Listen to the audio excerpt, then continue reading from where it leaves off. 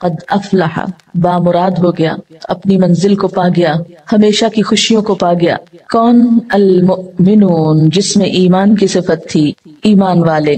اور ایمان بھی یہاں صرف زبانی اقرار کا نام نہیں، اسی لیے مؤمنون کی ساتھ جو صفات بتائی جا رہی ہیں وہ کچھ تمناؤں اور آرزوؤں پر مشتمل نہیں یا محض باتوں پر مشتمل نہیں، بلکہ اس میں محنت ہے، مشقت ہے، کوشش ہے۔ تو پہلی صفت جو بتائی گئی وہ کیا ہے؟ الذین ہم فی صلاتہم خاشعون، وہ لوگ کامیاب ہیں جو اپنی نمازوں میں خشوع رکھتے ہیں، خشوع اختیار کرتے ہیں۔ خشوع کا لفظ خ شین عین سے ہے، جس کا معنی ہے سکون۔ ایسی نماز جس میں سکون ہو، دل کے اندر بھی اور ظاہری حرکات میں بھی، یعنی دل میں اللہ کا خوف ہو، اللہ ہی کی محبت ہو، اللہ کی طرف دھیان ہو، اور دل کے اندر یہ احساسات اتنے گہرے ہوں کہ انسان کے ظاہری رویے میں بھی نظر آ رہے ہوں، اس کے اعضاء پر بھی ان کا اثر ہو۔ پھر خشوع کا معنی کسی کے آگے جھک جانا، دب جانا، عاجزی اور انکساری کا اظہار کرنا بھی کیا گیا ہے۔ تو گویا خشوع کا لفظ آتے ہی دل میں پہلا خیال کیا آنا چاہیے؟ سکون، ٹھہراؤ، ریلیکس، عاجزی، جھکاؤ۔ اسی لیے ہم دیکھتے ہیں کہ حضرت مجاہد کہتے ہیں کہ نظر اور آواز کو پست رکھنے کا نام خشوع ہے۔ حضرت علی رضی اللہ تعالیٰ عنہ فرماتے ہیں کہ دائیں بائیں التفات یعنی گوشۂ چشم سے دیکھنے سے بچنا خشوع ہے، یعنی نماز میں کھڑے ہو کر دائیں بائیں نہیں دیکھنا، ادھر ادھر نہیں دیکھنا، اور آنکھوں کے کناروں سے بھی نہیں دیکھنا۔ جو اس سے بچ جائے گویا وہ خشوع کی حالت میں ہے۔ حضرت عطا فرماتے ہیں کہ بدن کے کسی حصے سے نہ کھیلنا خشوع ہے، یعنی نماز میں بے وجہ کھجانا، کپڑے ٹھیک کرنا، ہلنا جلنا، آگے پیچھے ہونا، کبھی ٹانگ اٹھانا، کبھی انگلیاں مروڑنا، کبھی کچھ کرنا، کبھی ایک ٹانگ پہ بوجھ ڈال کے کھڑے ہو جانا، یہ سب چیزیں خشوع کے خلاف ہیں۔ حضرت ابو ذر رضی اللہ تعالیٰ عنہ سے روایت ہے کہ رسول اللہ صلی اللہ علیہ وسلم نے فرمایا، اللہ تعالیٰ نماز کے وقت اپنے بندے کی طرف برابر متوجہ رہتا ہے جب تک وہ دوسری طرف التفات نہ کرے، یعنی بندہ جب رب کی طرف متوجہ رہتا ہے تو رب بھی بندے کی طرف متوجہ رہتا ہے۔ جب وہ دوسری طرف التفات کرتا ہے یعنی گوشۂ چشم سے دیکھتا ہے تو اللہ تعالیٰ اس سے رخ پھیر لیتے ہیں، یعنی آپ کا دھیان اگر اللہ کی طرف رہا تو اللہ کی توجہ بھی آپ کی طرف، جو ہی آپ نے ادھر ادھر منہ کیا، توجہ کی، اللہ نے بھی اپنا رخ پھیر لیا۔ نبی کریم صلی اللہ علیہ وسلم نے حضرت انس کو حکم دیا کہ اپنی نگاہ اس جگہ رکھو جس جگہ سجدہ کرتے ہو، اور یہ کہ نماز میں دائیں بائیں التفات نہ کرو، یعنی نماز کو خشوع کیا ہے؟ نگاہیں سجدے کی جگہ ہوں۔ اگر آپ اس عمل میں کامیاب ہو جائیں تو یقین مانے آپ کی نماز میں خشوع آ جائے گا۔ بہت سے لوگ یہ سمجھتے ہیں کہ شاید آنکھیں بند کر کے نماز پڑھنے سے زیادہ خشوع آتا ہے، جو کہ غلط فہمی ہے۔ ایسا کرنا پسندیدہ بھی نہیں، لگتا بہت آسان ہے کہ کوئی چیز نظر نہ آئے تو ہمارا دھیان زیادہ اللہ کی طرف ہو جائے گا۔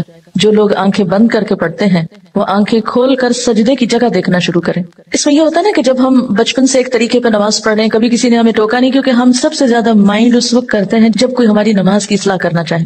عام طور پر اگر آپ لوگوں کو کسی بھی چیز سے روکیں تو وہ اتنا نہیں برا مناتے، لیکن اگر نماز کے بارے میں تھوڑی سی بات بھی کر دیں تو ہائپر سینسٹیو ہوتے ہیں، غصہ کرتے ہیں، کیوں کہا؟ مثلا کسی نے اگر دوپٹہ باریک لیا نماز میں تو اسے روکا جائے کہ نہیں یہ ٹھیک نہیں، یا اگر ٹخنے ننگے ہو رہے ہیں اور بتایا گیا، یا یہ کہ نماز کا طریقہ درست نہیں، اگر اس میں کسی نے تھوڑی سی بھی مداخلت کر دی تو ناقابل برداشت۔ تم ہوتے کون ہو مجھے کچھ کہنے والے؟ اس لیے عموماً لوگ اپنی عزت بچانے کو دوسروں کو چھوڑ دیتے ہیں، ٹھیک ہے جو چاہیں کریں، پھر کیا ہو سکتا ہے؟ جب کسی کو خود پرواہ نہیں، جب کوئی خود اپنی اصلاح نہیں چاہتا تو آپ کیا کر سکتے ہیں کسی کے لیے؟ اور بعض اوقات انڈائریکٹلی 20 بار سمجھانے کے باوجود بھی لوگ اپنا طرز عمل نہیں بدلتے۔ تو یاد رکھیے کہ جب تک طریقہ درست نہیں ہوگا خشوع نہیں آئے گا۔ تو خشوع لانے کے لیے نمبر 1 کہ سنت کے مطابق نماز پڑھنے کی کوشش کریں، اور اس میں سجدے کی جگہ پہ دیکھنا شروع کریں، نماز میں حرکت کم کریں۔ اگر آپ کسی کو خشوع کے ساتھ نماز پڑھتے دیکھیں تو آپ دیکھیں گے آپ کی نماز میں بھی آئے گی، آپ کے پاس اگر کوئی کھڑا ہو تو اس سے بھی آپ کو فائدہ ہوگا۔ لیکن اگر آپ واقعی چاہتے ہیں، کیونکہ اس تدبیر نے مجھے بہت زیادہ فائدہ دیا ہے، آنکھیں بند نہیں کرنی، آنکھیں کھلی رکھنی ہے، لیکن مسلسل سجدے ہی کی جگہ پہ دیکھنا ہے، ادھر ادھر نہیں دیکھنا، اور کم سے کم حرکت، ہلنا نہیں ہے۔ یہ 2 کام آپ کر لیں تو اندر بھی ٹھہراؤ آئے گا۔ اسی لیے خشوع کا معنی سب سے پہلے میں نے آپ کو سکون والا بتایا، سکون۔ اور جو اس طرح نماز پڑھے اس کی نماز کے بعد بھی اس کو ایک خاص سکون نصیب ہوگا۔ ہم نماز پڑھ کے بے چین اٹھتے ہیں بعض اوقات، کیا پڑھا، کبھی رونے بھی بیٹھ جاتے ہیں، کوئی فائدہ نہیں، یہ رونے دھونے سے کوئی زیادہ فائدہ نہیں ہے، یہ ایک لیم ایکسکیوز ہوتا ہے، رو کے اپنے آپ کو ہم خوش کر لیتے ہیں کہ ہم رو لیے، بس ندامت کے آنسو نے سب غلطی دھو دی. ٹھیک ہے، اس سے دھل جاتی ہے غلطی، لیکن غلطی کی جب تک اصلاح نہ ہو تو محض رونا فائدہ نہیں دیتا یا محض ندامت فائدہ نہیں دیتی. تو اس لیے دو چیزوں پہ خصوصی توجہ کرنی ہے اگر چاہتے ہیں خشوع آئے. یہاں پر اللہ تعالیٰ فرماتے ہیں کہ صرف نماز پڑھنا ہی کافی نہیں بلکہ نماز میں خشوع ضروری ہے. کس کے لیے؟ کامیابی کے لیے. اسی لیے آپ دیکھیے کہ ایسی جگہ پر نماز پڑھنے کو کہا گیا ہے جہاں زیادہ آس پاس موومنٹ نہ ہو. مردوں کے لیے تو بہت ہی اچھا چانس ہوتا ہے کہ مسجد میں چلے جائیں، مسجد میں سبھی نماز پڑھیں، کچھ اور تو وہاں ہو نہیں رہا ہوگا، تو اس میں خشوع پیدا ہونے کا ایک قدرتی ماحول ہوتا ہے. لیکن عورتوں کے لیے کیا پسندیدہ ہے؟ جیسے حدیث میں آتا ہے کہ گھر کے اندر والے حصے میں، یعنی جتنا عام ایکٹیویٹی والے حصے کو چھوڑ کر آپ الگ تھلگ ہو کر نماز پڑھیں اتنا ہی اچھا ہے. تو جب ہم سکون کے فارمولے پہ عمل کریں گے تو لازمی طور پر پھر ہم نماز میں کچھ اور چیزوں کا بھی خیال رکھیں گے جو عموماً دیکھا گیا ہے کہ لوگ ان کا خیال نہیں رکھتے. تو کن چیزوں سے پھر بچنا ہے؟ مثلاً نمبر 1 ہلنا نہیں، نمبر 2 مختلف سمتوں میں جھکنا نہیں. کیسے؟ یعنی یہ نہیں کہ کبھی دائیں ٹانگ پہ کھڑے ہو جائیں کبھی بائیں ٹانگ پہ کھڑے ہو جائیں، یہ نہیں کرنا. ٹھیک ہے، اگر شروع میں آپ کو بہت لمبی نماز کی عادت نہیں تو مختصر پڑھنا شروع کریں لیکن ہلے بغیر. کپڑوں کو بار بار سمیٹے نہیں، نہ ان کو جھاڑیں. ایسا دوپٹہ یا ایسا لباس نہیں پہنے کہ جو بار بار گرے اور بار بار آپ اس کو سمیٹنے میں مصروف ہوں. پھر اسی طرح جائے نماز کو درست طریقے پہ بچھائیں، یہ نہیں کہ نماز کے بیچ میں ہی آپ اسے ٹھیک کرنا شروع کر دیں. ایسی جائے نماز پہ کھڑے مت ہوں کہ جو ہر دفعہ میں اکٹھی ہو جائے اور ہر دفعہ میں آپ اس کو سیدھا کر رہے ہیں.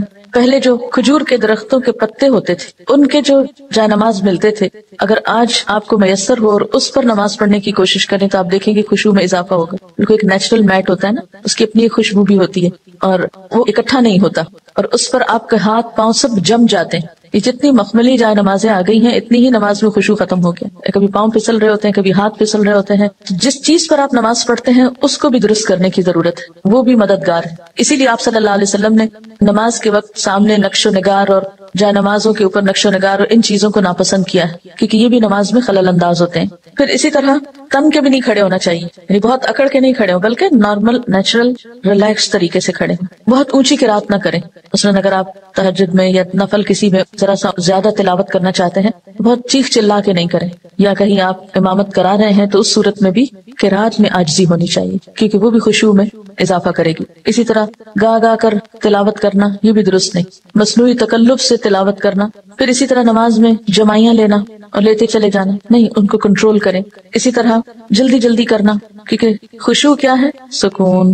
اور سکون میں کیا ہے کہ آپ جب قیام کریں تو ہلنا بند کر دیں، رکوع کریں تو اتنی دیر رکوع کریں کہ جسم ہلنا بند کر دے. رکوع سے جب اٹھیں تو کھڑے ہو کر دوبارہ اتنا کھڑے ہوں کم از کم کہ آپ کا جسم ہلنا بند کر دے. پھر جب آپ سجدے میں جائیں ٹک جائیں اور اس وقت سر اٹھائیں جب تسبیحات پوری ہو چکی ہوں اور ہلنا بھی ختم ہو چکا. یہ نہیں کہ آپ ایک کانسٹنٹ موومنٹ میں کھڑے ہوئے تو رکوع میں ہلتے ہلتے پھر کھڑے ہو گئے، پھر سجدے میں ابھی ہلنا بند نہیں تو پھر کھڑے ہو گئے اور پھر واپس پلٹ گئے. یہ ماری ماری نماز جو ہے جلدی کی، اس سے قطعاً خشوع نہیں آتا. خشوع کے لیے آپ کو ٹھہر ٹھہر کر آہستہ نماز پڑھنی ہوگی. اسی طرح اگر کوئی چیز نماز میں اذیت دے رہی ہو تو اس کو ہٹانا ضروری ہے کیونکہ بعض اوقات جب ہم کہتے ہیں نا سکون اور ٹھہر جانا تو اس میں ہم ایسا ٹھہرتے ہیں کہ کوئی چیز اگر ہمیں اس میں پریشان کر رہی ہے، چبھ رہی ہے یا کوئی خارش ہو گئی یا کچھ تو ہم اس کی طرف بھی توجہ نہیں دیتے، نتیجہ کیا تو کچھ سمجھ نہیں آتا پڑھ کیا رہے. تو یہ ان نیچرل قسم کا سکون بھی طاری نہیں کرنا. اس میں کوشش کریں کہ کم سے کم موومنٹ سے اس سبب کو دور کر دیں. مثلاً اگر کہیں خارش ہوئی ہے تو ایک ہاتھ سے بس اس جگہ ہلکا سا دبا کے خارش کر دیں، یہ نہیں کہ ہلا ہلا کے خارش شروع کر دیں. یا بالوں سے کھیلنا یا کپڑوں سے، مختلف لوگوں کو دیکھ کے آپ اندازہ کر سکتے ہیں کہ کون کس طرح پڑھ رہا ہے نا، اور اس سے اپنے آپ کو کمپیئر کرتے ہیں. تو یہ ساری چیزیں جو ہیں ہل جل کی یہ نماز کی خشوع میں اثر انداز ہوتی ہیں. پھر ایک اور مرحلہ ہے اور وہ ہے اندر کے خیالات اور سوچوں کا. بہت سے لوگ اس پر پریشان ہوتے ہیں. اگر آپ اس طریقے پہ عمل کریں گے، سجدے والی جگہ پہ دیکھنا ذرا شروع کریں، آپ دیکھیں گے خیالات کم ہو جائیں گے. بہرحال ہر شخص کا اپنا اپنا حساب ہو سکتا ہے کیونکہ اللہ کے رسول صلی اللہ علیہ وسلم کی کوئی بات بھی حکمت سے خالی نہیں. تو خیالات دو طرح کے ہوتے ہیں، ایک ہوتا ہے خیالات کا آنا اور ایک ہوتا ہے خیالات کا لانا. آنے والوں کو تو آپ روک نہیں سکتے، پاسبل ہی نہیں. اور ایک ہوتا ہے خود انوائٹ کرنا، کسی کو بلانا، دعوت دینا، اس کو آپ بہرحال کنٹرول کر سکتے ہیں. اب جو بن بلائے آ جاتے ہیں ان کو آپ اگنور کر دیں کیونکہ ہمارا دماغ ایسی چیز ہے کہ جو کانسٹنٹلی کام کرتا ہے، رکتا نہیں ہے. آپ سو رہے ہوں تب بھی وہ خوابیں دیکھتا رہتا ہے، آپ جاگ رہے ہوں، آپ کسی سے بات کر رہے ہوں تو ضروری نہیں کہ آپ کی پوری توجہ وہاں ہو، بہت دفعہ ایسا ہوتا ہے کہ بات کرتے ہوئے آپ کا دھیان وہاں بھی ہوتا ہے اور کہیں اور بھی ہوتا ہے. تو ان تمام چیزوں پر جو خیالات تو خود بخود آ رہے ہیں وہ آتے رہیں گے، اس کو نہیں آپ روک سکتے. مثلا کانوں کے اوپر تو آپ کیا کرتے ہیں، ہاتھ رکھ سکتے ہیں، آنکھوں کو بند کر سکتے ہیں، زبان بند کر سکتے ہیں، لیکن دماغ کے خیال کا کیا کریں؟ کوئی ڈھکنا نہیں دے سکتے، کسی قسم کا کنٹرول، کوئی سوئچ نہیں آف کر سکتے. وہ تو خدا نخواستہ آف ہوا تو پھر تو گئے، آن نہیں ہو سکتا پھر. اب یہ بڑی مشکل ہے، اس لیے ان کے پیچھے نہ پڑے، ان کو زیادہ سوچے نہ، ان کو اہمیت نہ دے، ان کو اپنے اوپر حاوی نہ ہونے دے، ان کا تذکرہ نہ بہت زیادہ کریں. کہ کچھ لوگوں کو میں نے دیکھا وہ ہر ایک کو لے کے بیٹھ جاتے ہیں، میں کیا کروں، خیال بہت آتے ہیں نماز میں. کسی کے پاس کوئی جادو کی چھڑی نہیں کہ جو ایک آپ کو لگائے گا اس وقت اور آئندہ آپ کے خیالات نہیں آئیں گے. اس لیے آپ ان کا تذکرہ زیادہ نہ کریں، just take it easy, normal لیں. یہ تو ہوتا ہی ہے، تو آئیں گے، لیکن یہ نہ کریں کہ کوئی ایک خیال آ گیا ہے تو پھر اس کے آگے اور سوچیں، مثلا اپنے کاموں کی پلاننگ وہاں کھڑے ہو کے شروع کر دیں. اور فرض نمازوں میں ایسا نہیں ہو سکتا، ایسا نہیں کیا جا سکتا. نفل میں اگر ہو جائے، جیسے حضرت عمر رضی اللہ تعالیٰ عنہ جو فوجوں کو ترتیب دینی ہوتی تھی تو نفل نماز شروع کر دیتے تھے. تو نوافل کی حد تک ٹھیک ہے، لیکن فرض میں نہیں. پھر آپ دیکھیے کہ اگر آپ بدل بدل کے صورتیں پڑھیں گے، قرآن پاک کا کچھ حصہ ساتھ ساتھ یاد کرتے رہیں گے، تو آپ دیکھیں گے کہ اس سے بھی فرق پڑتا ہے. چینج سے یکسوئی آتی ہے. مثلا ایک جگہ آپ کام کر رہے ہیں تو بعض اوقات آپ کام نہیں کر پاتے اور بار بار آپ کو خیالات تنگ کرتے ہیں. اپنی پڑھائی کے دوران بھی آپ نے دیکھا ہوگا، آپ تھوڑی سی پوزیشن چینج کر لیتے ہیں، جگہ بدل لیتے ہیں، اٹھ کے جا کے پانی پی کے آ جاتے ہیں، یہ کچھ تو اس سے پھر فرق پڑ جاتا ہے. اسی طرح قرآن پاک کا وہ حصہ جو نماز میں پڑھ رہے ہیں، اگر آپ اس کو تبدیل کرتے رہیں تو فائدہ ہوگا. اس کے لیے طریقہ کیا ہوگا کہ آپ نے دیکھا ہوگا کچھ قرآن پاک آپ نے یاد کیا، پھر وہ آپ کو بھولنے لگا. کوئی صورت اگر کچھ دن تک نہیں پڑھی، اگلے دن نماز میں پڑھنے کھڑے ہوئے وہ اٹکنا شروع ہو گیا، آپ نے تنگ آ کے چھوڑ دی. ایسی چیزیں بہت نیچرل ہوتی ہیں. اس کا علاج کیا ہے؟ چھوٹا سا قرآن پاک کا نسخہ جو ہے وہ نماز کے وقت میں قریب رکھ لیں. میں نے ایک باسکٹ سی بنائی ہوئی، آپ کیا کریں، دعاؤں کے کارڈز، تسبیح اور جو قرآن پاک کا نسخہ، اگر آپ چشمہ لگا کے پڑھتے ہیں تو چشمہ، یہ ساری ضروری چیزیں جو ہیں اس کے اندر موجود ہوں. وہ آپ اپنے بیڈ روم میں، اپنے وارڈ روم میں، کہیں ایک جگہ پر اس کو رکھ لیں. جو ہی نماز پڑھنے لگے جائے نماز بچھائی اور اٹھا کے وہ ٹوکری پاس رکھ لی. اچھا سنت پڑھ لی آپ نے، اب آپ نے ارادہ کیا کہ میں آج فلاں سورت پڑھوں گی اور آپ کو بھولی ہوئی ہے یا آپ سمجھتے ہیں کہ آپ کو یاد دہانی کی ضرورت ہے. کئی کئی جگہ ہوتے ہیں نا وہ شبے پڑ جاتے ہیں، تو آپ کیا کریں، شروع کرنے سے پہلے 1 سیکنڈ کے لیے ان جگہوں پر دیکھ لیں، اس کو پھر رکھ لیں، پھر آپ نماز پڑھیں. انشاءاللہ وہ سورت بہتر طور پر آپ پڑھ پائیں گے. جب آپ پڑھیں گے تو آپ دیکھیں گے کہ آپ کی واقعی نماز میں خوشی پیدا ہوگی، کیونکہ کچھ عملی تدابیر بھی ہوتی ہیں کہ یکسوئی والی جگہ ہو لیکن ساتھ ایسی چیزیں موجود ہوں. مثلا اگر آپ نوافل پڑھ رہے ہیں اور آپ تھک گئے ہیں بیچ میں، تو بجائے اس کے کہ اب آپ اپنے اوپر زور زبردستی کر کے پھر کھڑے ہو جائیں، آپ بیچ میں تھوڑا بیٹھ بھی سکتے ہیں، یا یہ کہ سلام پھیر کر آپ دعاؤں کا کارڈ نکالیں، کچھ دعائیں پڑھ لیں، اس میں آپ ریلیکس بھی ہو جائیں گے اور ساتھ یہ ہے کہ دعائیں بھی مانگی جائیں گی اور اگلے 2 نفل جو ہیں وہ زیادہ یکسوئی کے ساتھ پڑھے جائیں گے. تو اس طرح کی کچھ عملی تدابیر جو ہیں وہ آپ کی نماز کو اچھا کر دیتی. اسی طرح اگر ماحول کو تھوڑا اور خوشگوار بنائیں، مثلا یہ کہ جا نماز کے اوپر اگر آپ تھوڑا سا عطر لگا لیں، یا یہ کہ آپ اس کو جھاڑ پٹک کے رکھیں، کچھ عرصے بعد اس کو دھو لیں، صاف کر لیں. تو یہ جو پاکیزگی اور صفائی کے جو مرحلے ہیں نماز کے ساتھ، لباس کے علاوہ، جسم کے علاوہ جگہ کی صفائی، اس سے بھی نماز میں خشوع آتا ہے. کیونکہ اگر آپ ایسی جگہ پہ نماز پڑھیں جو اسمیلی ہے، یا جہاں گھٹن ہے، یا جہاں کوئی آکسیجن نہیں ہے، تو اس سے بھی کیا ہوگا کہ آپ کو ایک دم جمائیاں آنے لگیں گی، آپ کو نیند آنے لگے گی، آپ کے اندر ایک بیزاری کی کیفیت ہوگی. تو ہمیشہ جب کوئی مسئلہ پیش آئے تو صرف رونا دھونا نہ کیا کریں. ہم رونا دھونا کر کے، واویلا کر کے یہ سمجھتے ہیں کہ مسئلہ حل ہو جائے گا، جو کہ ہو سکتا ہی نہیں. واویلا کرنا کسی مسئلے کا حل نہیں، اس کو تو اپنی زندگی سے نکال دیں، جو میں نے دیکھا کہ خواتین میں زیادہ ہی ہے، اور اس سے ہم مار کھاتے ہیں. یعنی کوئی مسئلہ پیش آیا، ہائے کیا کروں، ہائے کیوں ہو گیا، یہ سب نکال دیں. مسئلہ پیش آنے پر، مسئلہ نماز میں خشوع نہیں، مسئلہ پیش آ گیا، مسئلہ پیش آنے پر مسئلے کو پہچانے، اس کے اسباب جانے، یعنی مسئلے کو آئیڈینٹیفائی کرے. پہلے یہ ہے مسئلہ، خشوع نہیں آ رہا، پہچانے وجوہات کیا ہیں، کیوں نہیں آ رہا. 1 وجہ کہ جگہ ٹھیک نہیں، 2 وجہ کہ قرآن یاد نہیں، 3 وجہ کہ آس پاس شور ہے، وغیرہ وغیرہ وجوہات معلوم کر لیں. اور ایک ان سب وجوہات سے بڑی وجہ کہ نماز پڑھنے کے ٹھیک طریقہ نہیں آتا، الفاظ کی ادائیگی درست نہیں نماز کی، تو وہ ہر وقت ایک گلٹ ہے اندر، پتہ نہیں ٹھیک پڑھ رہی ہوں کہ نہیں، پتہ نہیں ٹھیک پڑھ رہی ہوں کہ نہیں. جب تک یہ گلٹ رہے گی نماز میں خوشی نہیں آئے گی. اس گلٹ کو دور کریں. اگر آپ کو مثلا اتحیات پڑھنا نہیں آتا، درود شریف پڑھنا نہیں آتا، سیکھ لیں کسی سے، بالکل شرم محسوس نہیں کریں، جتنا جلدی ہو سیکھ لیں. کیونکہ اگر درست علم ہوگا تو آپ دیکھیں گے کہ اس سے بھی آپ کو سکون آ جائے گا. سارے مسائل کی وجوہات جانیں اور پھر ایک ایک کر کے وجہ کو دور کرنے کی کوشش کریں. اگر آپ سمجھتے ہیں کہ وجہ دور آپ سے خود نہیں ہو رہی تو کسی سے مشورہ کر لیں، اس مسئلے کا حل کیا ہو سکتا ہے. لیکن مسئلے کو سب سے پہلے آپ خود پہچانیں. کبھی یہ نہ کہا کریں بار بار مجھے نہیں پتا کہ یہ کیوں ہے، نہیں، کیوں نہیں پتا ہونا چاہیے. اللہ نے آپ کو عقل دی، سمجھ دی، جاننے کی کوشش کریں. اور پھر اس کے بعد یہ ہے کہ اس کا حل کریں، اور اس معاملے میں بے صبری نہ کریں. بہت سے مسائل کے حل میں وقت لگتا ہے، اس وقت کو اویل کریں، اور صبر کے ساتھ آہستہ آہستہ آپ دیکھیں گے کہ انشاءاللہ وہ مسئلہ حل ہوتا جائے گا. اور سب سے بڑی بات یہ کہ پھر اللہ تعالیٰ سے خوب دعا کریں کہ اللہ تعالیٰ تو میری نماز میں خشوع دے دے، مجھے نماز کا شوق دے دے، مجھے نماز کی محبت دے دے، نماز کو میری آنکھوں کی ٹھنڈک بنا دے. اس طرح کی جو بھی دعائیں آپ کے دل میں آئیں، آپ دیکھیے کہ مانگنے کے لیے آپ کے اندر سے بات اٹھنی چاہیے نا. دعا کوئی مصنوعی چیز نہیں ہے کہ کوئی مانگ رہا ہے تو اس کو دیکھ کے آپ بھی شروع کر دیں. اس کی ضرورت آپ کو خود محسوس ہونی چاہیے کہ یہ چاہیے مجھ کو، یہ مانگنا ہے مجھے، اس کے بغیر میرا گزارا نہیں ہو رہا. تو جس طرح دنیا کی چیزوں کے لیے ہم تڑپ کے مانگتے ہیں، اسی طرح دین کے لیے بھی، اپنی آخرت کے لیے بھی تڑپ کے مانگنا سیکھیں. انشاءاللہ آپ دیکھیں گے کہ اللہ تعالیٰ کی رحمت بہت قریب ہے. پھر ایک اور بات یہ ہے کہ جہاں اٹکاؤ ہو وہاں صدقہ کریں. یعنی جو صدقہ ہے ہر رکاوٹ کو دور کرنے کا ذریعہ ہوتا ہے، اس سے آپ دیکھیں گے کہ گرہیں کھولیں گی. اور صدقے کے لیے بھی ضروری نہیں کہ کوئی بہت بڑی اسپیشل چیز آپ تیار کریں، جمعرات کا انتظار کریں اور پھر اس میں کھانا پکائیں اور پھر اس میں کوئی مخصوص لوگوں کو بلائیں اور کھلائیں، یا کوئی اور اس طرح کا مصنوعی کام کریں. اس کے لیے کیا ہے کہ فوری طور پر کسی کے ساتھ کوئی بھلائی کر لیں، اور کوئی نہیں تو جو سامنے سے آ رہا ہے اس کو دیکھ کے مسکرا لیں. اسی طرح آگے بڑھ کے سلام کریں. ان چھوٹی چھوٹی چیزوں میں دوسروں کی مدد جو ہے یہ سب صدقے کے کام ہے. اور ساتھ یہ ہے کہ پھر اللہ کے راستے میں مال خرچ کرنا، اپنی پسندیدہ چیز دوسرے کو دے دینا، اسی طرح کی چھوٹی چھوٹی چیزیں. تو آپ دیکھیں گے کہ وہ اندر کی گرہیں کھولیں گی نا تو باہر کی خود بخود کھلنے لگیں گی اور آپ ریلیکس ہو جائیں گے. نماز جو ہے کامیابی کا ذریعہ ہے، اگرچہ مکمل کامیابی آخرت میں ہوگی، لیکن دنیا میں بھی آپ دیکھیں گے کہ آپ کو ہر مشکل کا حل، جیسے نبی صلی اللہ علیہ وسلم کا طریقہ تھا، کیا تھا کہ جب بھی آپ کو کوئی مشکل معاملہ پیش آتا فوراً نماز پڑھتے. وہ نماز پر ایک بوجھ نہیں رہے گا. بخاری اور مسلم میں ہے، حضور صلی اللہ علیہ وسلم سے پوچھا گیا کہ سب سے زیادہ محبوب عمل اللہ کے نزدیک کیا ہے؟ آپ نے فرمایا نماز کو وقت پر ادا کرنا. پوچھا گیا پھر؟ فرمایا ماں باپ سے اچھا سلوک کرنا. پوچھا گیا پھر؟ فرمایا اللہ کی راہ میں جہاد کرنا. جہاد کرنا اگرچہ ضروری ہے لیکن وہ بعد میں ہے، پہلے اپنی نمازیں درست کر لیں اور وقت پہ پڑھیں. اور یہ جو وقت پہ پڑھنا ہے نا، اگر اس کی عادت ہو جائے تو آپ دیکھیں گے کہ آپ کے وقت میں برکت ہو جائے گی. ہوتا کیا ہے، نماز کا وقت ہو گیا نا، ہم ٹال رہے ہیں نہ تو جو کام کر رہے ہیں وہ صحیح ہو رہا ہے ٹالنے کی وجہ سے، اور نہ نماز ہماری ٹھیک ہوگی پھر، کیونکہ جو نماز دیر سے پڑھی جائے گی اس میں خشوع ہو ہی نہیں سکتا. اگر آپ فجر کے آخری ٹائم پہ اٹھیں کیسے خشوع آئے گا؟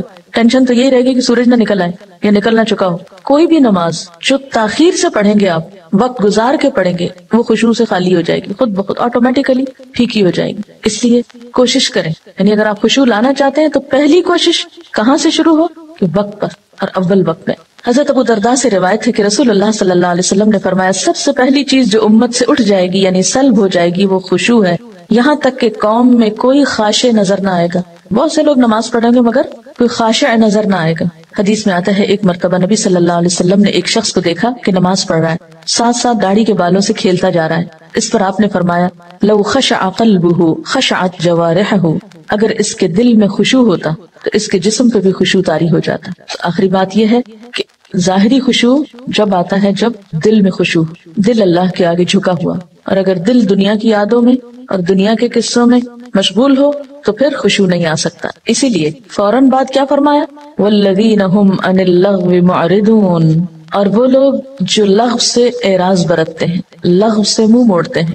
لغو کیا چیز؟ لام غین واو، بے معنی بات جو کسی گنتی میں شمار نہ ہو، جو سوچ سمجھ کے نہ کی جائے، بے فائدہ کام، بے فائدہ بات، ہر وہ قول اور فعل جو زندگی کے اصل مقصود یعنی اللہ کی رضا حاصل کرنے سے غافل کرنے والا ہو. کوئی بھی کام یا بات جو اصل مقصد سے انسان کو ہٹائے.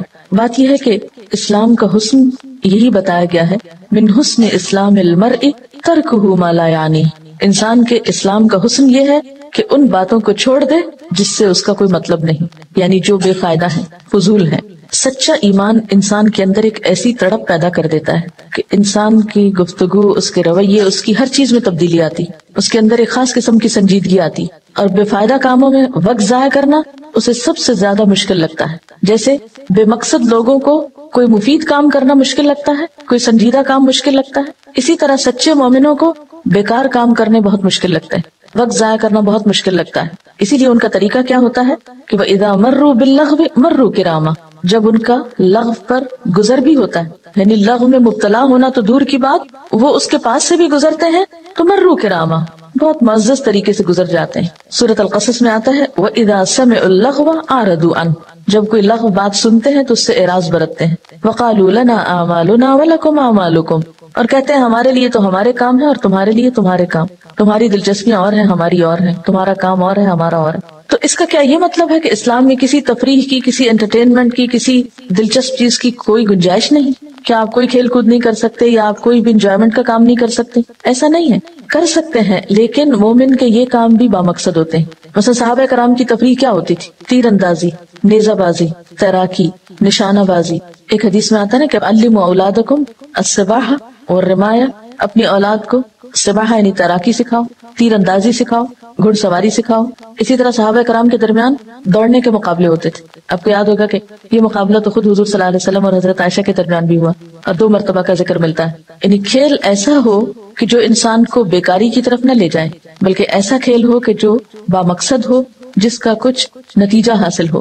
کھیل محض وقت کا یا پیسے کا ضیاع نہ ہو، کیونکہ ہمارے پاس جتنی بھی صلاحیتیں ہیں، جو بھی چیزیں ہیں، یہ دراصل امانت ہے اللہ کی طرف سے ہمارے پاس. ان کو بے فائدہ چیزوں میں ضائع کرنا کہ جس سے نہ آپ کی جسمانی صحت ہو، نہ ہی آپ کے دین دنیا میں کوئی فائدہ ہو، ان چیزوں سے پرہیز کرنا ضروری.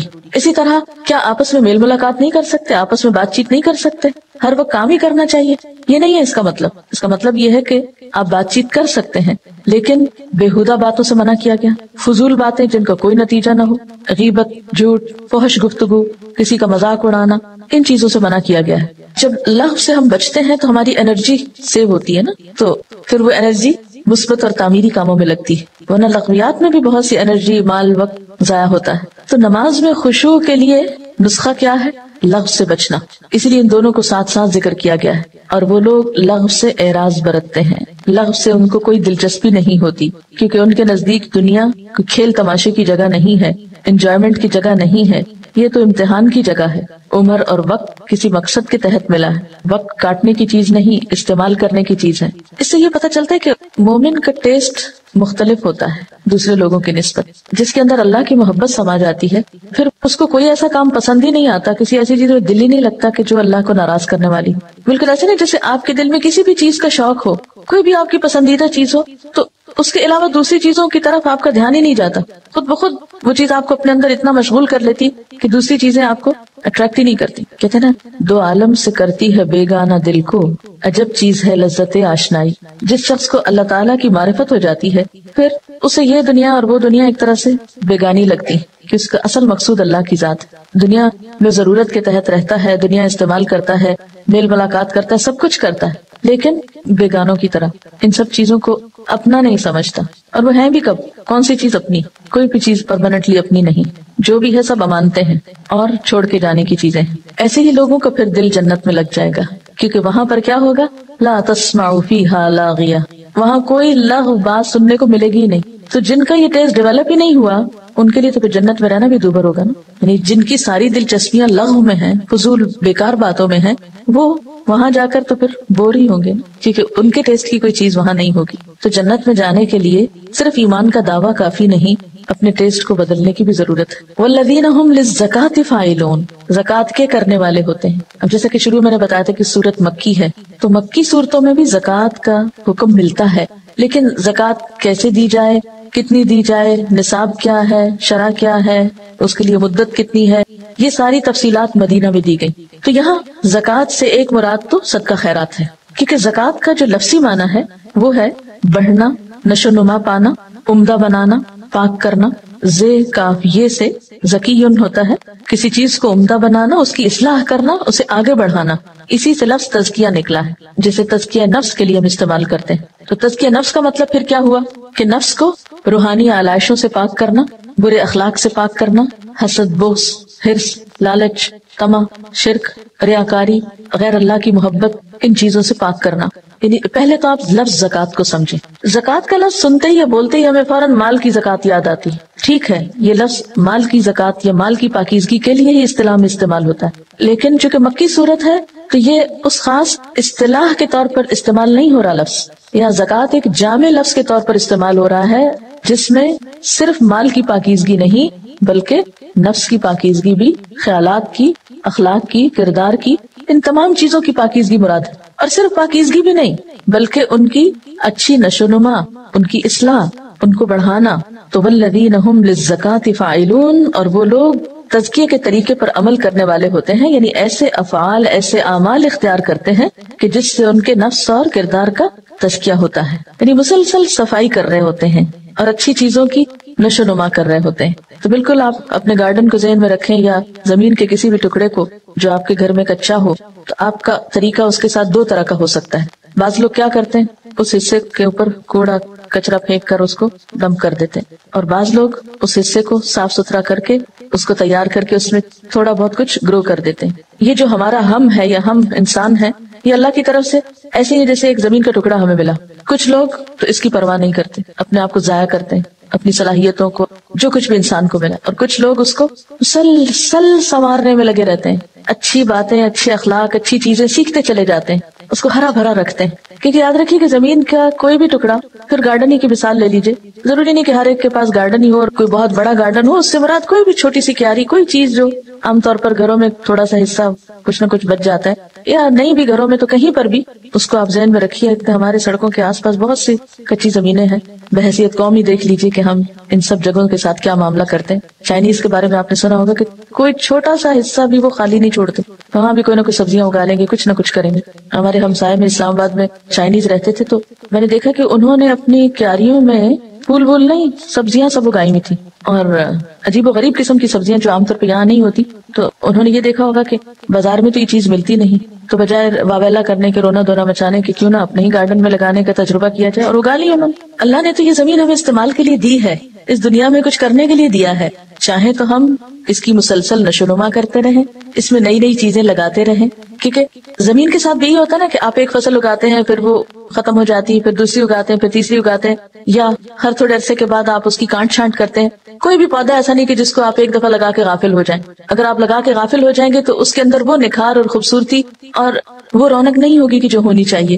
اس لیے جب میں یہ آیت پڑھتی ہوں نا، والذین ھم للزکاۃ فاعلون، تو ایک ایسی پکچر میرے ذہن میں آتی کہ جیسے ایک شخص کھڑا ہو پانی کا ڈول لے کے، اور وہ کیاری میں ڈال رہا ہو، اور کچھ اس میں سے نکال رہا، اور کچھ، یعنی مسلسل کچھ کرنے میں مصروف ہے، مسلسل صفائی میں مصروف ہے۔ کیونکہ اگر میں اس کو لفظ صفائی بولوں نا، تزکیہ کا یا زکوٰۃ کا، تو وہ نہیں بات بنتی۔ صفائی کا مطلب ہے ہر چیز کی صفائی، ہٹا دو سب کچھ، یہ نہیں ہے مقصد۔ زکوٰۃ میں صفائی بھی ہے اور کچھ اگانا بھی ضروری ہے۔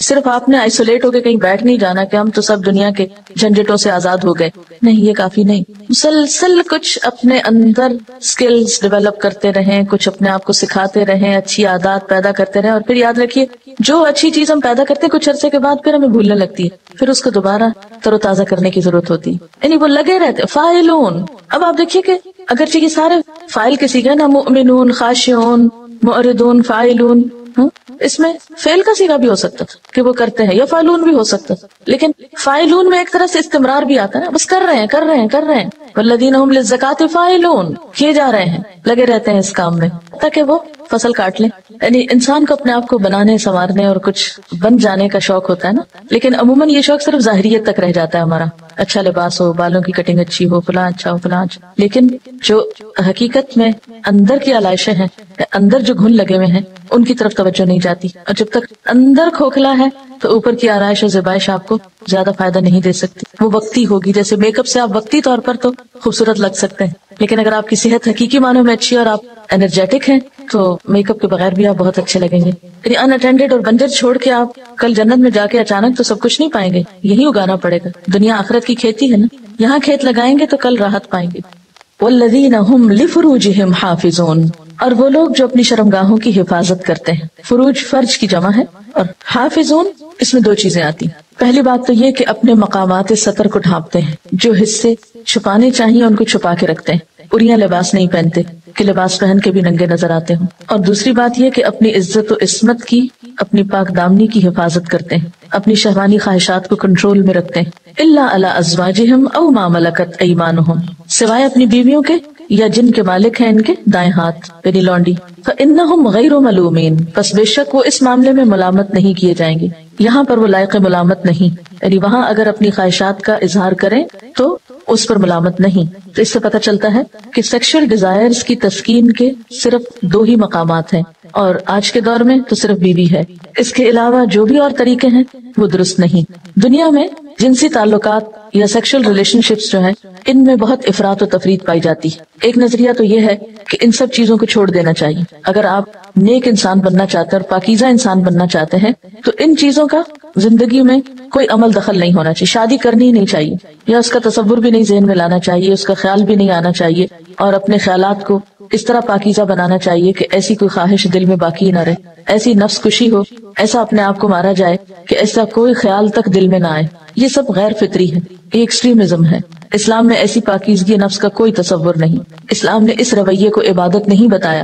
دوسری ایکسٹریم دنیا میں کیا پائی جاتی ہے کہ کسی بھی روک ٹوک اور کسی بھی پابندی کے بغیر بس آزادانہ ملاپ. لیکن اسلام نے اس کی اجازت نہیں دی. جہاں رہبانیت کو پسند نہیں کیا کہ لا رہبانیت فی الاسلام، وہاں ایسی آزادی کی بھی اجازت نہیں. اسی لیے ہم دیکھتے ہیں کہ جیسے اللہ تعالیٰ فرماتے ہیں فَمَنِ ابْتَغَىٰ وَرَاءَ ذَلِكَ، جس نے اس کے علاوہ کوئی اور چیز تلاش کی، فَأُولَٰئِكَ هُمُ الْعَادُونَ، تو وہی لوگ زیادتی کرنے والے ہیں. جو اس کے علاوہ کچھ اور چاہے گا تو دراصل وہ زیادتی کرے گا. کچھ اور چاہنے میں پھر کیا آتا ہے، یعنی اس کے علاوہ، یعنی بیوی کے ساتھ تعلق قائم کرنے کے علاوہ کوئی بھی اور طریقہ، وہ سب اس میں شامل ہو جاتے ہیں. اس میں زنا بھی آتا ہے، لواطت آتی ہے، یا ماسٹربیشن، یعنی کوئی بھی شہوت رانی کے طریقے جو فطری طریقے سے ہٹ کر ہوں. ان سب کے بارے میں کیا فرمایا، فَأُولَٰئِكَ هُمُ الْعَادُونَ، یہ حد سے بڑے ہوئے لوگ ہیں، یہ زیادتی کرنے والے ہیں. تو ان فطری خواہشات کی تکمیل کے لیے، تسکین کے لیے صرف نکاح کا طریقہ ہی جائز رکھا گیا. اور نکاح سے مراد ایسا نکاح جو عورت کو بسانے کے لیے کیا جائے، جس سے ایک خاندان کو وجود میں لایا جائے. یعنی نکاح کا مقصد محض شہوت رانی نہیں، نکاح کا مقصد صرف چند ڈیزائرز کی تکمیل نہیں، بلکہ نکاح کا مقصد ایک خاندان کی تشکیل بھی ہے. عورت کو ایک تحفظ فراہم کرنا بھی ہے. اس میں عورت کی اجازت ضروری ہے، اس کا ولی موجود ہونا چاہیے نکاح کے لیے، نکاح کا اعلان ہونا چاہیے، کم از کم 2 گواہ ہونے چاہیے، اس کے مہر مقرر ہونا چاہیے، مہر ادا ہونا چاہیے. جو نکاح ان شرائط کو پورا نہ کرے وہ پھر نکاح نہیں. اسی لیے وقتی طور پر نکاح کر کے محض اپنی ایک خواہش پوری کر کے پھر انسان چھوڑ دے تو اس کی اجازت نہیں. اسی طرح حلالہ کرنے اور کرانے والے کو ملعون قرار دیا گیا. پھر اسی طرح نکاح شغار جائز نہیں. شغار ہوتا ہے مثلا ایک شخص اپنی بہن کا نکاح کسی مرد سے کر دے اور بدلے میں اس کی بہن کو اپنے نکاح میں لے آئے اور دونوں عورتوں کا حق کے مہر مار دیا جائے، یعنی عورت کے بدلے میں عورت کا تبادلہ کر لیا جائے لیکن عورت کے حصے میں کچھ نہ آئے. تو یہ طریقہ بھی درست نہیں. خیر یہ تو ایک الگ باب ہے، نکاح کی تفصیلات میں اس وقت جانے کا موقع نہیں ہے. لیکن چونکہ یہاں پر نکاح ہی کو ایک ذریعہ تسکین قرار دیا گیا، اس لیے موقع کی مناسبت سے تھوڑی سی بات کرنا ضروری تھا. اب آپ دیکھیں کہ ایک انسان کا دین صرف نماز پڑھنے سے مکمل نہیں ہوتا، صرف تزکیہ نفس ہی کافی نہیں، بلکہ جنسی معاملات میں اعتدال بہت ضروری ہے. اس میں ناجائز امور سے بچنا ضروری ہے، حرام سے بچنا ضروری ہے، غلط طریقوں سے بچنا ضروری ہے. کہیں ایسا نہ ہو کہ اس معاملے میں کوئی افراط تفریط انسان کی ساری عبادات کو ضائع کر دینے والا ہو. اور پھر آپ دیکھیں کہ اسلام نے اس معاملے میں بھی تعلیم دی ہے کہ شوہر اور بیوی کا تعلق بھی کیسا ہو. اس میں بھی ناجائز اور غیر فطری طریقوں سے منع کیا گیا ہے. نکاح کو آپ صلی اللہ علیہ وسلم نے اپنی سنت قرار دیا ہے. نکاح عبادت ہے، یعنی جائز طریقے پر خواہشات کی تکمیل عبادت ہے. ایک صحابی نے پوچھا کہ عبادت؟ ان کو حیرانی ہوئی تو آپ نے فرمایا ہاں، اگر کوئی شخص حرام طریقے سے ایسا کرے تو وہ گناہ ہے، اور اگر حلال اور جائز طریقے سے کیا تو وہ عبادت ہے، پسندیدہ ہے، کیونکہ یہ جذبات بھی اللہ نے بندے کے اندر رکھے ہیں. وَالَّذِينَ هُمْ لِأَمَانَاتِهِمْ وَعَهْدِهِمْ رَاعُونَ، اور وہ لوگ جو اپنی امانتوں اور اپنے عہد و پیمان کا پاس رکھتے ہیں. امانات، امانت نہیں امانات، واحد نہیں جمع، امانتیں. اور امانتوں سے مراد ہر وہ امانت ہے جو اللہ تعالیٰ کی طرف سے یا معاشرے کی طرف سے یا کسی انسان کی طرف سے کسی شخص کے سپرد کی گئی ہو. اور امانت کے لغوی معنوں میں ہر وہ چیز شامل ہے جس کی ذمہ داری کسی شخص نے اٹھائی ہو اور اس پر اعتماد اور بھروسہ کیا گیا ہو. اور اس کی کئی قسمیں ہو سکتی ہیں، کسی بھی چیز کی ذمہ داری اٹھا لینا. اور امانت کا روٹ بھی امن ہی ہے، یعنی اس پر امن کرتے ہوئے یا اعتماد کرتے ہوئے، اس پر بھروسہ کرتے ہوئے اس کو وہ ذمہ داری سپرد کی گئی ہو یا کوئی چیز اس کے حوالے کی گئی ہو. اب آپ دیکھیں اس کی جو ڈیفینیشن ہے، یعنی اللہ کی طرف سے جو ذمہ داریاں ہم پر عائد ہوتی ہوں ان کو آسان طریقے سے نبھانا، اور بندے جو بندوں پر ڈالیں ان کو بھی نبھانا. لیکن ہمارے ہاں امانت کا ایک بڑا ہی محدود تصور ہے کہ امانت شاید کیا ہے کہ کوئی آپ کے پاس آ کر اپنی قیمتی چیز رکھ دے تو آپ اس کو سنبھال کے رکھیں اور وقت پر لوٹا دیں۔ صرف یہ امانت کی ادائیگی نہیں، یہ بھی ہے مالی معاملات میں بھی امانتوں کا پاس رکھنا ضروری ہے، لیکن اس کے علاوہ کوئی بھی ذمہ داری، مثلاً ایک شخص کہیں جاب کرتا ہے تو جو اس کو وہاں ڈیوٹی ملتی ہے اس ڈیوٹی کو پورا کرنا اور بر وقت پورا کرنا، یہ بھی امانت کی ادائیگی ہے۔ اب یہ جنت میں جانے والوں کی باتیں ہو رہی ہیں نا، اس لیے پھر اپنے آپ کو پرکھ لیجئے کہ کہاں کھڑے ہیں۔ پھر اسی طرح راز کی باتوں کی حفاظت، کسی نے آپ کو اپنا کوئی راز دیا تو اس کی حفاظت، اور اسی طرح مالی امانتوں کی حفاظت، اور امانت میں خیانت منافقت کی علامت۔ حضرت ابو ہریرہ رضی اللہ تعالی عنہ کہتے ہیں آپ نے فرمایا منافق کی 3 نشانیاں ہیں، جب بات کرے تو جھوٹ بولے، وعدہ کرے تو خلاف کرے، جب اس کے پاس امانت رکھے تو خیانت کرے، یعنی جب اس کو کوئی ذمہ داری دی جائے تو وہ پوری نہ کرے۔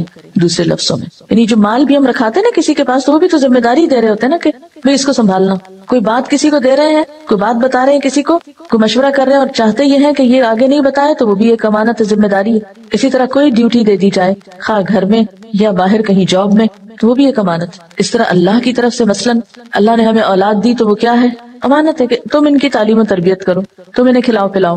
اسی طرح نماز کا صحیح طور پر پڑھنا، یہ بھی امانت کو ادا کرنا ہے۔ حضرت عبداللہ بن عمرو بن العاص کہتے ہیں آپ نے فرمایا جس میں 4 خصلتیں ہوں وہ پکا منافق ہے، اور جس میں ان چاروں میں سے کوئی ایک خصلت ہوگی اس میں نفاق کی یعنی منافقت کی ایک خصلت ہوگی، جب تک کہ اسے چھوڑ نہ دے۔ جب اس کے پاس امانت رکھے تو خیانت کرے، جب بات کرے تو جھوٹ بولے، جب عہد کرے تو بے وفائی کرے، جب جھگڑا کرے تو گالی گلوچ پہ اتر آئے یا ناحق کی طرف چلے، یعنی ناحق ظلم کرنے لگے۔ پھر اسی طرح آپ دیکھیے کہ ہمارے پاس یہ جو ہماری صلاحیتیں ہیں، ذہانت ہے، طاقت ہے، صحت ہے، وقت ہے، یہ سب بھی کیا ہے؟ امانت ہے۔ ان سب کو بھی صحیح استعمال کرنا۔ مثلا آپ کو اللہ نے لکھنے کی صلاحیت دی، یہ ایک امانت ہے آپ کے پاس، اس کو اچھے مقاصد کے لیے استعمال کریں۔ بولنے کی صلاحیت، اور کسی بھی چیز کو استعمال کرنے سے پہلے پہچاننا ضروری ہے کہ وہ کتنے درجے کی ہے آپ کے پاس، کیونکہ اس سے بڑھ کے بوجھ ڈالنا بھی درست نہیں۔ مثلا آپ کو بولنا نہیں آتا اور آپ بے وجہ اپنے آپ کو مشقت میں ڈالے کہ میں جہاد کر رہی ہوں کسی کو تعلیم دینے کا، تو اپنے آپ کو بھی مشقت میں ڈالے اور دوسروں کو بھی مصیبت میں مبتلا کیا ہوا۔ تو کوئی بھی کام کرنے سے پہلے ایمانداری سے صلاحیت کا جائزہ لے کر اس صلاحیت کو احسن ترین طریقے سے استعمال کرنا، یہ بھی امانت کی حفاظت ہے۔ اور یہاں پر آپ لفظ دیکھیں نا، والذین هم لاماناتهم وعہدهم راعون، راعون راعی سے، راعی کس کو کہتے ہیں؟ گڈریا، چرواہا۔ چرواہا کیا کرتا ہے؟ اس کے پاس جو بکریاں ہوتی ہیں ان کی حفاظت کرتا ہے کہ کہیں کوئی ادھر ادھر تو نہیں نکل گئی، کوئی بیمار تو نہیں ہو گئی، کوئی مر تو نہیں گئی، کسی کی ٹانگ تو نہیں ٹوٹ گئی۔ تو امانتوں کی رعایت کرتے ہیں، ان کی حفاظت کرتے ہیں۔ اگر آپ ایک استاد ہیں تو آپ کے اسٹوڈنٹس آپ کے پاس کیا ہیں؟ امانت ہے۔ جیسے ایک گڈریا اپنی بکریوں کی حفاظت کرتا ہے، ان کی نگرانی کرتا ہے، ان کی ضروریات کا خیال رکھتا ہے، ان کے آپس کے جو تعلقات ہیں، بعض اوقات ایسا ہوتا ہے 2 بکریاں لڑ رہی ہیں، سینگ لڑا رہی ہیں، تو وہ ان کو الگ الگ کر دیتا ہے۔ تو اسی طرح ایک استاد جو ہے اس کے اوپر ذمہ داری کیا ہے کہ وہ اپنے شاگردوں کی تربیت اور ان کی جو اپ برنگنگ ہے اس کا خیال رکھے۔ ماں کے اوپر ذمہ داری کیا ہے کہ بچوں کی اپ برنگنگ میں ان چیزوں کا خیال رکھے کہ جو ان کی آئندہ زندگی کے لیے ضروری ہیں۔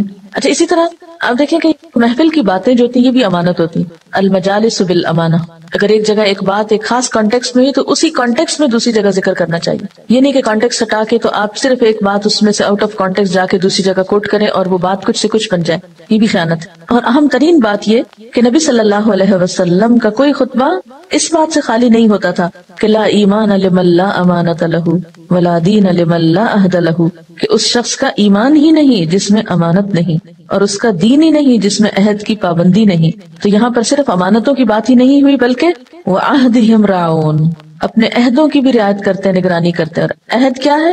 عہد میں وہ سارے عہد شامل ہیں جو اللہ سے یا بندوں سے کیے گئے ہوں۔ کمٹمنٹ جو آپ کسی سے کرتے ہیں، وعدہ جو آپ کسی سے کرتے ہیں کہ ہاں یہ کام کر دیں گے۔ لا الہ الا اللہ محمد رسول اللہ بذات خود ایک وعدہ ہے۔ اسی طرح انسانوں کے ساتھ معاملات کرتے ہوئے مثلا عام وعدوں کے علاوہ جیسے معاشرتی تعلقات میں مثلا منگنی کرنا، یہ بھی ایک وعدہ ہے کہ ہاں یہاں پر نکاح کریں گے، بیٹی دیں گے یا بچی سے نکاح کریں گے وغیرہ وغیرہ۔ نکاح بھی ایک معاہدہ ہے۔ پھر اسی طرح بزنس میں جو ایک دوسرے سے معاہدے کیے جاتے ہیں، کانٹریکٹ جو ہوتے ہیں۔ پھر اسی طرح کسی ملک کا ویزا حاصل کرنا جو ہے یا نیشنلٹی حاصل کرنا، اس میں بھی کچھ عہد کیے جاتے ہیں۔ صحابہ کرام کے وعدہ پورا کرنے میں اب